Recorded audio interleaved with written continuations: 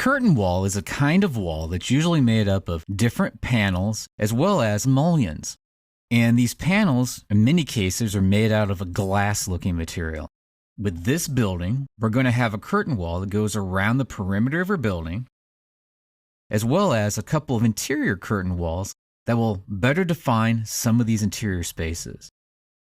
To begin drawing these curtain walls in, we'll once again use the Wall command from underneath the Architecture tab. Pick on the picture of the wall. On the Type Selector list, underneath Curtain Wall, make sure that Storefront is selected.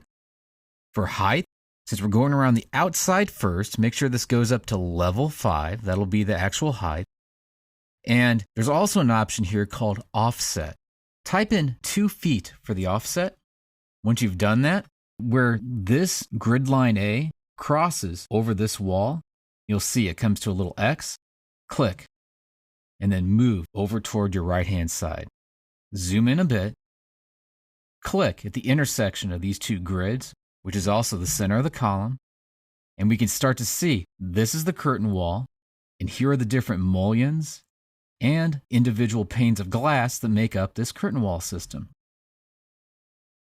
Now, click again at the intersection of these two structural grids. At 1 and C, where those two cross each other, click. Come back out again, where 1 and A cross each other. I'm going to have you click. And then right here, where this line crosses over this line here that makes up the wall, click again. By doing that, we've now placed a curtain wall all the way around the perimeter of our building. By setting the 2-foot offset, instead of drawing that curtain wall right along this line, it offset it 2 feet in this direction so that it would be around the perimeter but still falling around these grid lines. If we zoom back out again, I want to put another one right in this location and yet another one in this location here. So zoom back in. Execute the Wall command. Make sure Storefront is checked. Set that offset distance once again to be 2 feet. As far as the height, have this just go up to level 2. We don't need it to go up as high because it's only going to apply to this floor. Pick the intersection of these two lines, and then pick the intersection of that. And hit escape a couple of times to get out of the command. Now we can always use our modification tools later to clean up this so that this will come over to this wall and so that these two will come together at an intersection. Now do the exact same thing over here.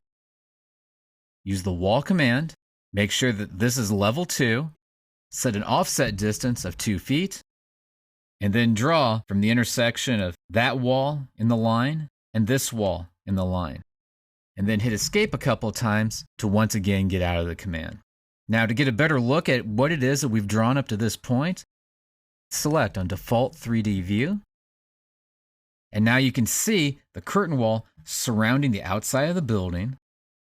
And if you hold the Shift key down on your keyboard, as well as hold the wheel down at the same time, you can then rotate this around and be able to see the curtain wall on the inside as well. One final thing, if we move down here to the bottom of the screen, and on Visual Style, where it says Hidden Line, change this to Shaded, we'll be able to see the color of these individual panels that make up our curtain wall system. So curtain walls are drawn in much the same way as a regular wall.